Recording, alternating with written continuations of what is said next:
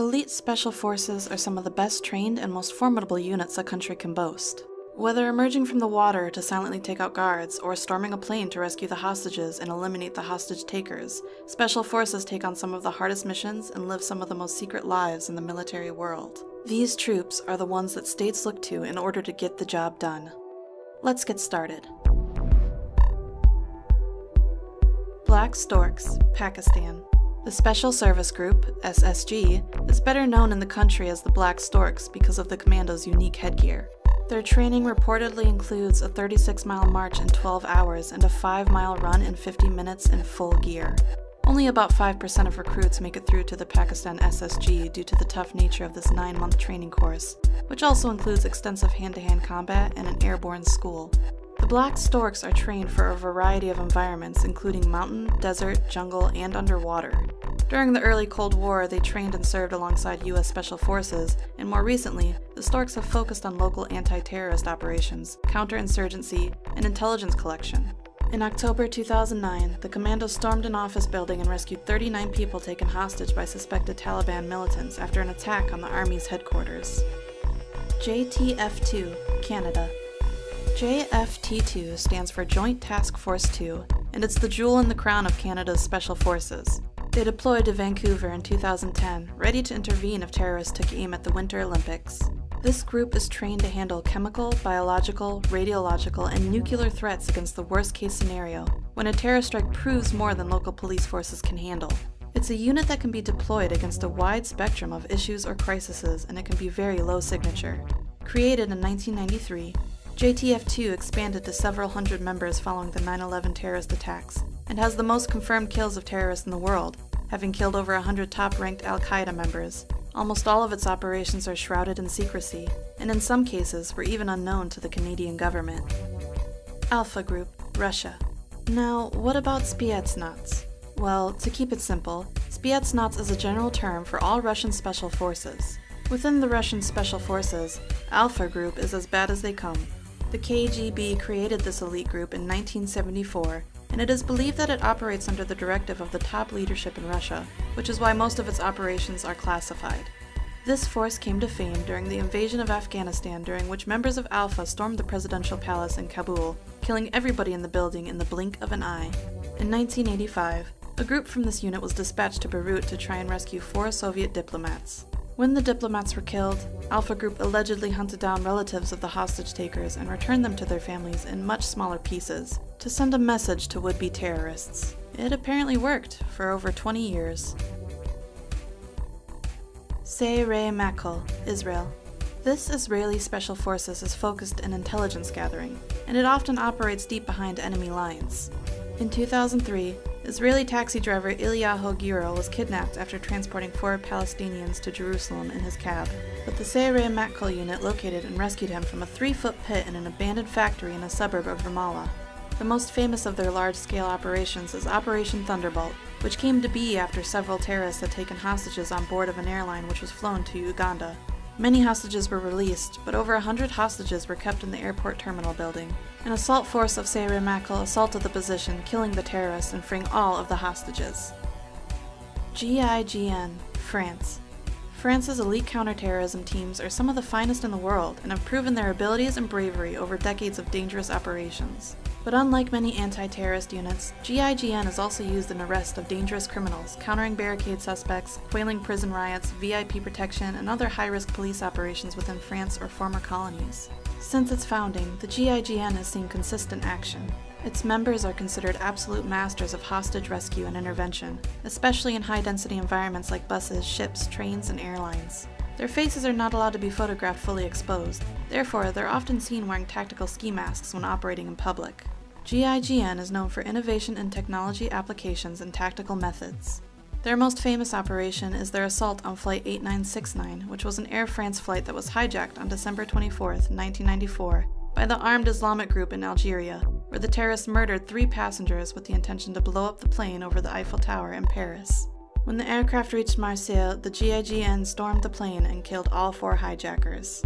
The bravery of its members comes from their extreme training course.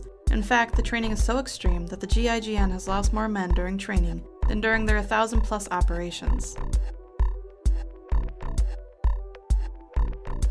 GSG-9, Germany. The GSG-9 was formed after the failure of the German police to rescue 11 athletes kidnapped by a group of terrorists during the Munich Olympics, where all the athletes, 5 of the terrorists, and 1 police officer were killed during the rescue attempt. In their first major mission, they took a group of 4 terrorists who had hijacked a Lufthansa flight in Somalia. 3 of the terrorists were killed, and the 4th captured during the rescue, but none of the 86 hostages were killed. Between 1972 and 2003, the GSG-9 had successfully completed over 1,500 missions, and yet only discharged a weapon 5 times, 2 of which were to shoot the attacking dogs of people they were trying to arrest. An estimated 300 to 400 people now work within the GSG-9, but the exact figure is not known. Its work today concentrates on counterterrorism, hostage situations, and disarming bombs. J.W. Grom, Poland. The Grom is the leader in Poland's anti-terrorism efforts. It was named after the Silent Unseen, which was Poland's elite World War II Special Operations Unit. The Grom began its operations in 1990, and it mostly deployed in unconventional warfare roles as they have special training in operational maneuvering response. Since the terrorist attacks of 2001, the Grom has been deployed alongside U.S. Special Operation Forces in Iraq, Afghanistan, and elsewhere. During this time, they have developed a close working relationship with the U.S. Navy SEALs and have a well-earned reputation of being one of the fiercest and most competent special forces on the planet. Their training includes a variety of disciplines. All of the soldiers undergo the same specialized training in anti-terrorism and special operations, as well as frogman, sniping, and parachuting. In 4-man teams, each soldier must be prepared to assume the respective responsibilities of his colleagues should it become necessary. Approximately 75% of ground personnel are trained as medics or paramedics and can speak multiple languages. In addition, each group is supported by several professional physicians. Navy SEAL Team 6, USA. You knew these guys were going to have to show up sometime, didn't you? The SEALs are an American Special Forces group created in 1962 which have achieved near mythical status. This is, in part, thanks to Operation Neptune Spear, the mission in which SEALs killed Osama bin Laden, the leader of Al-Qaeda, in 2011. One interesting fact about this mission is that the aircrafts used in the raid were from Area 51. In fact, specially modified helicopters carried Red Squadron of SEAL Team 6 to Pakistan for the raid on Osama bin Laden's compound. The Black Hawks were fitted with top-secret radar spoofing technology, allowing U.S. forces to slip across the border unnoticed.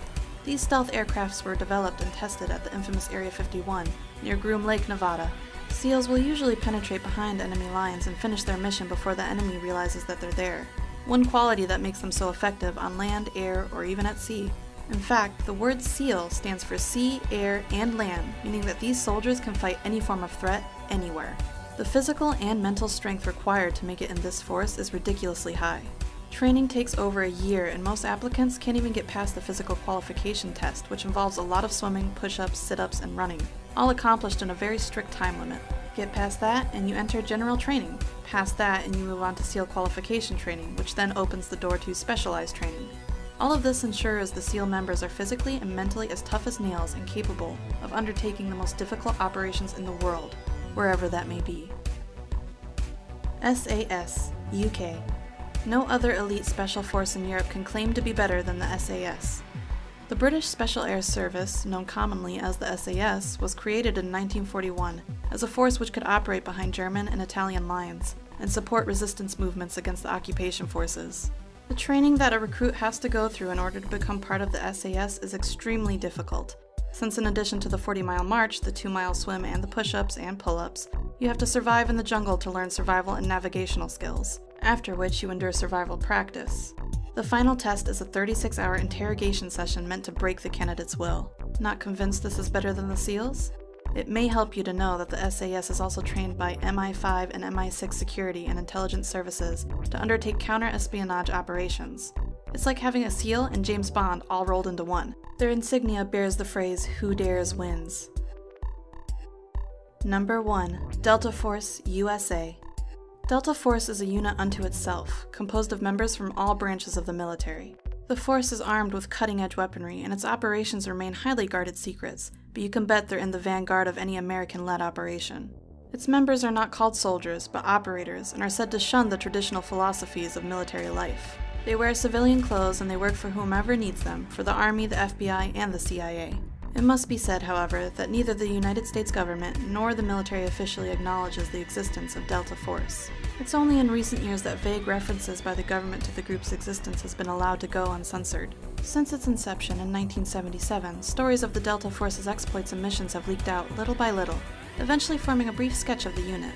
However, the group has been criticized for undertaking missions that are on the fringe of regular laws governing the military. This causes some to worry that Delta Force has more power and less accountability than any military organization in a free democracy should. Delta Force is funded out of secret government accounts, away from the public eye, and is believed to answer only to the president, making it one of the most, if not the most, elite special unit in the world. Why one of the most when we ranked it as number 1, you might ask? Well, after all, the most elite special forces are the ones that are so secretive that no one knows about their existence. Thanks for watching. If you enjoyed the video, like and subscribe to stay up to date with our newest videos.